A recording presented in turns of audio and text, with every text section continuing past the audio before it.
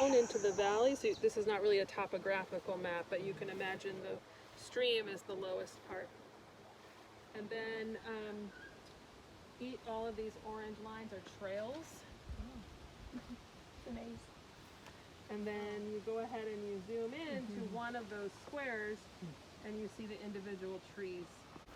Okay, here we go through the acacia forest, led by our fearless leader, Sarah. She's got that big stick because she can beat off all the animals that are going to try to eat us along the way. And we're going to go see some cool palm trees. Just this great overlook, looking into the heavily planted garden. So we're kind of right at the edge of where William could carry his buckets. So I mentioned he hand watered everything, and recently a gardener, one of his trusty gardeners, told us that, you know why the trees stop right where they do? And we're like, actually no. And he said it's because that's how far he could carry 2 buckets of water without his arms going numb. And so it was sort of like that was the radius. Wow.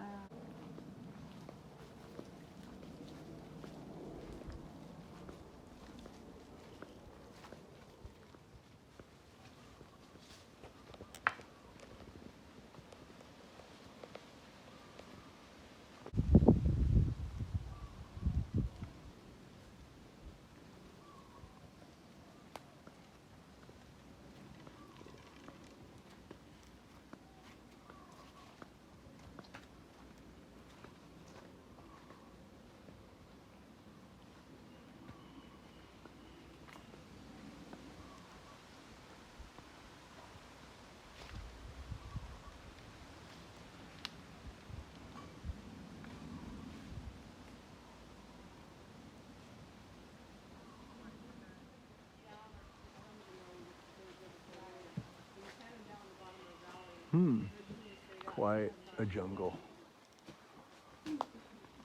Here's the dry stream. Flows during times of rain. The perennial stream has been diverted for the sugarcane crops.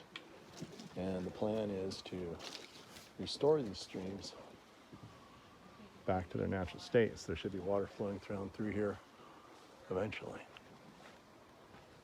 Just like the good old days before the sugarcane crops came.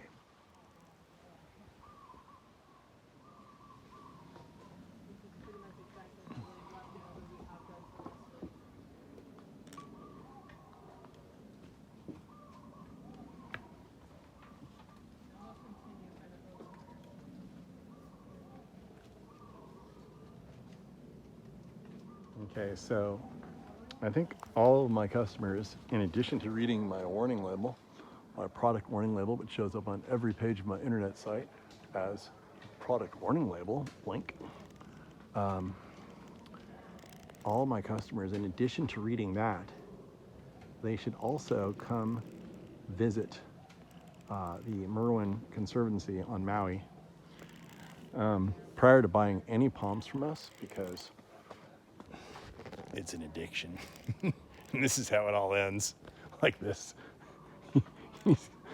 I just need one more tree. I just need one more palm. Oh, look, they discovered a new palm. I need it. I suffer with this problem myself. But Mr. Merwin, he may have been worse than me. Look at this crazy garden. Thousands of trees. He was planting them up until the day he died.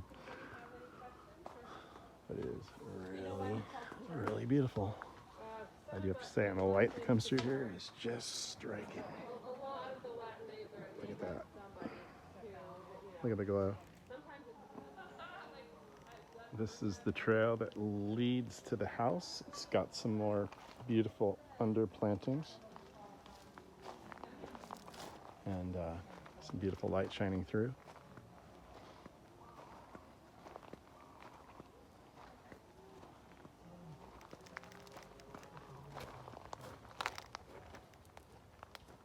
And a beautiful heliconia. See if you can spot the house.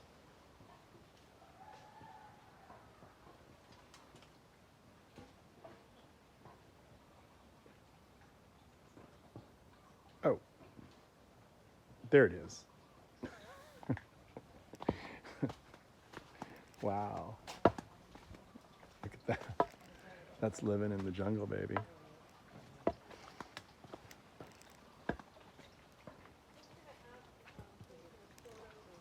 That might be the best angle I can get. Sorry.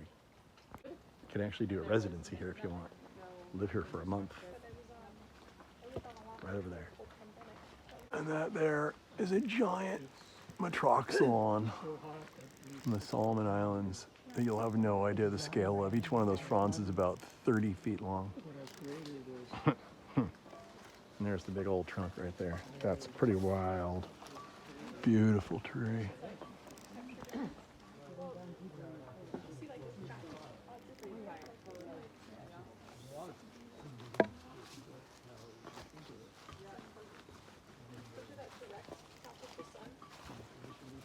Since none of us can pronounce this correctly, even though I've read it a million times, there it is.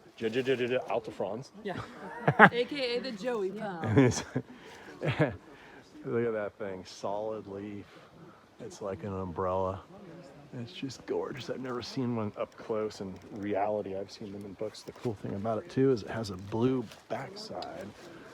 See that blue? Look at the blue. Can you see the blue? No, you gotta believe me. There's blue. There's blue. You need light to have blue. Anyway, it's a beautiful blue. And there you go. Sarah's favorite palm. Or is the second favorite? I have two. You have a tie. It's a tie. It's a tie. What's the other one? The Henry palm. Yeah, it's similar. Peladrodoxa henryana. Yeah. Look at that. This is where you want to be if it starts raining, right? Yes. Two different species, completely different genus and species, but they have that same adaptation of Getting above the floodplain. yeah, getting above the water, and also being in a very crowded Amazon rainforest, you kind of need to be able to adapt. So these guys can actually They can move, right? Yeah, the one on the left is called nicknamed the walking palm, Yeah. and it actually can scoot itself Over if it over was. a bit. I like how it's armed on the roots. I've never seen armed roots before. Yeah. Those are certainly armed. Look at that. Doesn't want anybody climbing up that. No rats in that tree.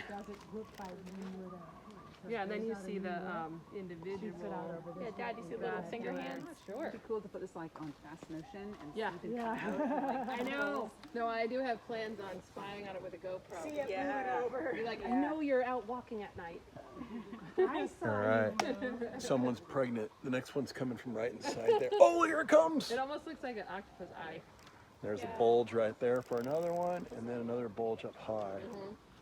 And Well, you then can see this one is here's what it starting looks to like lean when it itself, and it's protrudes making out, itself support just like that. that. So I'm down here at the Merwin Conservancy with Sarah Tekula. And she has the most wonderful job in the world. You're going to be so jealous when you hear what it is. And she's going to tell me the exact title. I'm the Director of Programs and Communications at the Merwin Conservancy. And most importantly, what that means is on Fridays, which there is their open day by reservation only, and it's really hard to get in. I was really lucky to get in because I was a backup and someone dropped out, and that's the only way I got here. That means that she gets to lead the tour through this amazing garden that was established by Mr. Merwin. Maybe you could tell a brief story of how that came to be. Sure. W.S. Merwin, he was one of our greatest living poets, and he was also very much into restoring the land, and he restored a piece of land here on Maui over the 40 years that he lived here, and now it's one of the most important collections of palms in the world. And that's Mr. Merwin right there planting one of his palms. And his beloved wife, Paula, who supported him all along the way, is right there. And you were lucky enough to know them before they passed away. That was pretty magical, I bet. And I bet they were extremely excited that you, with your passion for displays, were taking over. And I could tell the passion just exudes everywhere. You're reading the poetry of Mr. Merwin here. And Sarah does a really good job of it. And so what's your favorite part of the garden of being about this job? I guess it's just doing the tours. Yeah, no, I think my favorite thing is watching people respond to the garden, taking them down deep into the valley and hearing those first reflections and realizing that a place like this can really change someone's life or change their perspective, and they take it home with them. So that's the best part to me. So my favorite part is pretty much the same. Sarah took us up on top of the hill, overlooking the whole garden after we had, gone through the whole experience of the place. She said, "Okay, everybody, we're going to sit here and we're all going to reflect. I want to hear your own reflections on this garden." And everybody came out with some really good, deep stuff. And it went on for quite a while, probably longer than Sarah was hoping for. No, I love it. She wrote it all down. So, but the very cool thing about this garden is it doesn't cost a single dollar to come here. However, it costs a lot of dollars to keep this place up, and you guys are always looking for donations any way you can get them. How you have a residency program here? Is that something that someone can buy into a little bit, or is that just? No, I mean we all of our public programs we try to keep them accessible. We do have a poetry reading series that people can attend and buy tickets, but in general, the support we're looking for, is folks who really want to see this continue to be preserved, protected, and we welcome. How does everyone get a hold of you for that endeavor? Well, you can go to our website, merwinconservancy.org, and there's a beautiful donate button. All right, that's easy enough. And so that's the place where you're going to sign up to. I want to say thank you so much, and you're doing a wonderful job. Thank you. It feels it's a to me like pleasure. this is the best person in the world to be in charge of this place. I'm not in charge. All right. No, we have others who are in charge of the garden. I'm in charge of the programs. Okay. So. Well, you're doing a great job. Come on down to Merwin Conservancy on Maui.